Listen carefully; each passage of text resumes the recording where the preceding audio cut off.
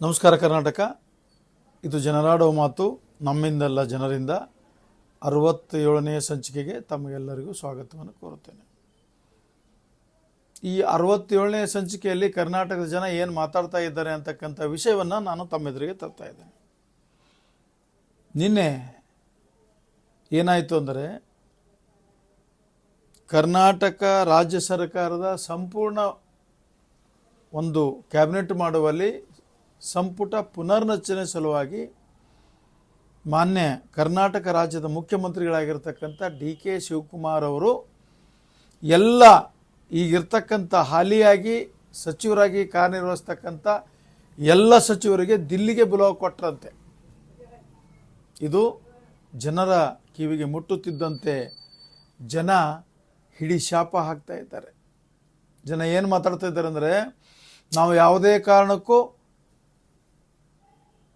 ಈಗ ರಾಷ್ಟ್ರೀಯ ಪಕ್ಷಗಳಿಗೆ ಮತ ಹಾಕಬಾರದು ಅಂತಕ್ಕಂಥ ಮಾತು ಜನ ಆಡ್ತಾ ಇದ್ದಾರೆ. ಯಾಕಂತ ಕೇಳಿದರೆ, ನಾವು ರಾಷ್ಟ್ರೀಯ ಪಕ್ಷಕ್ಕೆ ಮತ ಹಾಕಿ ಹಿಂಗೆ ಬಹುಮತ ಕೊಟ್ಟಾಗ ಅವರು ದಿಲ್ಲಿಯಲ್ಲಿ ಕೂತು ನಮ್ಮನ್ನು ಆಳ್ತಾರೆ, ನಮ್ಮ ಸೇವೆ ಮಾಡೋದಿಲ್ಲ, ನಮ್ಮನ್ನು ಆಳ್ತಾರೆ. ನಮ್ಮಲ್ಲಿ ಸಚಿವರನ್ನು ಮಾಡಬೇಕಾದರೆ ಇವರು ದಿಲ್ಲಿಗೆ ಕರೀತಾರೆ. ಇದು ನಮಗೆ ಅಪಮಾನ ಅಲ್ಲವೇ?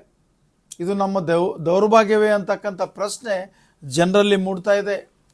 ಯಾಕಂತ ಕೇಳಿದ್ರೆ, ಪ್ರಾದೇಶಿಕ ಪಕ್ಷ ಅದು ರಾಜ್ಯದೇ ಇರುತ್ತದೆ. ಈ ಸಚಿವ ಸಂಪುಟ ಮಾಡಲಿ, ರಾಜೀನಾಮೆ ತಗೋಲಿ, ಒಂದು ಹೋರಾಟ ಮಾಡಲಿ ಅಥವಾ ಯಾವುದೇ ಅಭಿವೃದ್ಧಿ ಮಾಡಲಿ, ಇವರು ಕರ್ನಾಟಕ ರಾಜ್ಯದ ವಿಧಾನಸಭೆಯಲ್ಲಿ ಕೂತು ಅಥವಾ ಬೆಂಗಳೂರಲ್ಲೇ ಕೂತು ಮೀಟಿಂಗ್ ಮಾಡೋರಲ್ವೇ. ಆದರೆ ರಾಷ್ಟ್ರೀಯ ಪಕ್ಷಗಳಿಗೆ ಮತ ಹಾಕಿ ನಾವು ದಿಲ್ಲಿಯ ಕಡೆಗೆ ನೋಡಬೇಕಲ್ಲ. ನಾವು ಆಯ್ಕೆ ಮಾಡಿ ಕಳಿಸಿದಾಗಲೇ ಇವರ ಪಕ್ಷ ಆಡಳಿತಕ್ಕೆ ಬರುವುದು. ಯಾರಿಗೆ ಮುಖ್ಯಮಂತ್ರಿ ಮಾಡಬೇಕು, ಯಾರಿಗೆ ಮಂತ್ರಿ ಮಾಡಬೇಕು, ಯಾರಿಗೆ ಅಧ್ಯಕ್ಷರು ಮಾಡಬೇಕು, ಇವೆಲ್ಲ ಕರ್ನಾಟಕದಲ್ಲೇ ಡಿಸೈಡ್ ಆಗಬೇಕು ಅಂತಕ್ಕಂಥ ಮನೋಭಾವ ಈ ರಾಜ್ಯದ ಜನರಲ್ಲಿದೆ.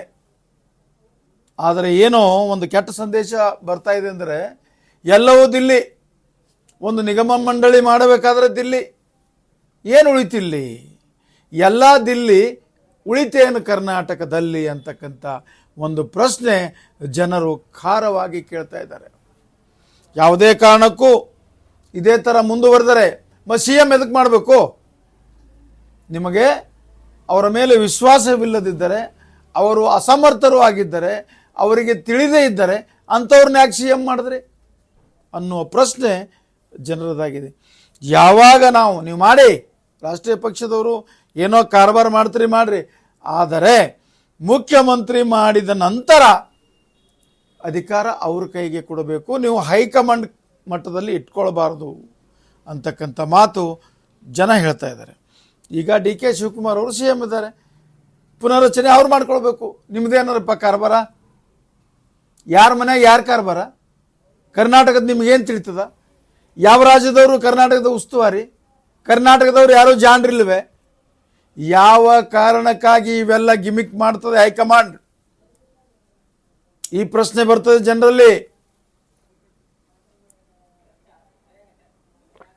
ಜೊತೆಗೆ ಇವರ ಪಕ್ಷಕ್ಕೆ ಸಾಕಷ್ಟು ಬಹುಮತವನ್ನು ಕೊಟ್ಟು ಆರಿಸಿ ಕಳಿಸಿ ಸರ್ಕಾರ ಮಾಡುವಂತೆ ಮಾಡಿ ಇವರಿಗೆ ನಾವು ಅಂಗಲಾಚಬೇಕೇ? ಏನಿದ್ರ ಅರ್ಥ? CM ಮಾಡುವಾಗಲೇ ಸಾರ ವಿಚಾರ ಮಾಡಿ CM ಮಾಡಬೇಕು. CM ಮಾಡಿದ ಮೇಲೆ ಫುಲ್ ಪವರ್ ಇರಬೇಕು.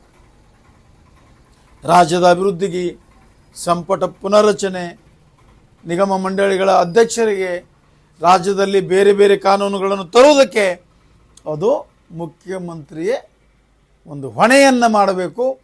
ಅದಕ್ಕೆ ಉಸ್ತುವಾರಿಯಾಗಿ ಮುಖ್ಯಮಂತ್ರಿಯವರಿಗೆ ಒಂದು ಅಂಕುಶವಾಗಿ ಈ ರಾಜ್ಯದ ಆಯಾ ಪಾರ್ಟಿ ಅಧ್ಯಕ್ಷರಿರಬೇಕು. ಒಬ್ಬಿಬ್ಬರು ಕಮಿಟಿ ಇಲ್ಲಿಯವರದೇ ಮಾಡಬೇಕು. ಈಗ ಹಾಸನದಾಗ ಏನು ಬೇಕು ಅನ್ನೋದು ಆಂಧ್ರ, ಆನಂತರ ಕೇರಳ, ದಿಲ್ಲಿ, ಪಂಜಾಬ್ದವ್ರಿಗೆ ಗೊತ್ತಾಗುತ್ತಾ? ಕಲಬುರಗಿಯಲ್ಲಿ ಏನು ಬೇಕಾಗಿದೆ ಅನ್ನೋದು ಮಹಾರಾಷ್ಟ್ರ ಮತ್ತಿತರೆ ರಾಜಸ್ಥಾನ, ಗುಜರಾತ್ದವ್ರಿಗೆ ಗೊತ್ತಾಗುತ್ತಾ? ಇವೆಲ್ಲ ಮಾಡಬಾರ್ದು. ಈಗೇನು ಕರೆದ್ರಿ ದಿಲ್ಲಿಗೆ, ಇನ್ನು ಮುಂದೆ ನೀವು ದಿಲ್ಲಿ ಬುಲಾವ್ ಅಂದ್ರಿ, ಪ್ರತಿಯೊಂದಕ್ಕೂ ದಿಲ್ಲಿಗೆ ಹೋದ್ರಿ. ಅಲ್ಲಪ್ಪ, ಈ ಎಲ್ಲ ಮಂತ್ರಿಗಳು, ಈ ಎಲ್ಲ ಶಾಸಕರುಗಳು ಯಾರ ಹಣದಲ್ಲಿ ದಿಲ್ಲಿಗೆ ಹೋಗ್ತೀರಪ್ಪ? ಇದು ಜನರ ಪ್ರಶ್ನೆ. ಸಾಮಾನ್ಯ ಜನರ ಟ್ಯಾಕ್ಸ್ ಹಣವನ್ನು ನೀವು ಸುಮ್ಮನೆ ವಿನಾಕಾರಣ ದಿಲ್ಲಿಯಲ್ಲಿ ಹೋಗಿ ಕೂತು ಡಿಸ್ಕಸ್ ಮಾಡಿ ಬರೋದಕ್ಕೆ ಖರ್ಚು ಮಾಡಿದರೆ ಅದರ ಮಾಲೀಕರಿಗೆ ತೊಂದರೆ ಆಗುವುದಿಲ್ಲವೇ, ಸಿಟ್ಟು ಬರುವುದಿಲ್ಲವೇ ಅಂತಕ್ಕಂಥ ಪ್ರಶ್ನೆ ಜನ ಕೇಳ್ತಾ ಇದ್ದಾರೆ. ಹಾಗಾಗಬಾರದು. ಮುಖ್ಯಮಂತ್ರಿಗಳು ಮಂತ್ರಿಗಳು ಹೋಗಲಿ ದಿಲ್ಲಿಗೆ. ಅದಕ್ಕೆ ಕೇಂದ್ರ ಸರ್ಕಾರದಿಂದ ಅಭಿವೃದ್ಧಿ ಕಾಮಗಾರಿಗಳನ್ನು ಪಡೆದುಕೊಂಡು ಬರುವುದಕ್ಕೆ, ನಿಮ್ಮ ಮುಖಂಡರನ್ನು ನಿಮ್ಮ ಹೈಕಮಾಂಡನ್ನು ಭೇಟಿಯಾಗೋದಕ್ಕೆ ಯಾಕ್ರಿಪ್ಪ ಕರ್ನಾಟಕ ಭವನದಲ್ಲಿ ಕೂತು ಕನ್ನಡ ನಾಡಿನ ಜನರ ಅನ್ನ ತಿಂದು ಅಪಚಾರ ಮಾಡದಂಗೆ ಆಗುವುದಿಲ್ಲವೇ ಅಂತಕ್ಕಂಥ ಪ್ರಶ್ನೆ ಈ ನಾಡಿನ ಜನ ಕೇಳ್ತಾ ಇದ್ದಾರೆ. ಹೀಗೆ ಇದನ್ನು ರಾಷ್ಟ್ರೀಯ ಪಕ್ಷಗಳು ಮುಂದುವರಿಸಿದರೆ ಒಂದಾನೊಂದು ದಿನಮಾನದಲ್ಲಿ ರಾಷ್ಟ್ರೀಯ ಪಕ್ಷಗಳಿಗೆ ಪಾಠ ಕಲಿಸಿ ಕರ್ನಾಟಕದ ಜನತೆ ಪ್ರಾದೇಶಿಕ ಪಕ್ಷಕ್ಕೆ ಮಣಿ ಹಾಕಿದರೆ ಯಾರೂ ಅಚ್ಚರಿ ಪಡಬೇಕಾಗಿಲ್ಲ. ಇದನ್ನು ಅರಿತು ರಾಷ್ಟ್ರೀಯ ಪಕ್ಷಗಳು ಕಾರ್ಯನಿರ್ವಹಿಸಬೇಕು ಅಂತಕ್ಕಂಥ ಮಾತನ್ನು ಹೇಳ್ತಾ, ಇದು ಜನರಾಡೋ ಮಾತು, ಇದು ನಮ್ಮಿಂದಲ್ಲ ಜನರಿಂದ 67ನೇ ಸಂಚಿಕೆಗೆ ವಿರಾಮ ಕೊಡುತ್ತೇನೆ. ನಮಸ್ಕಾರ.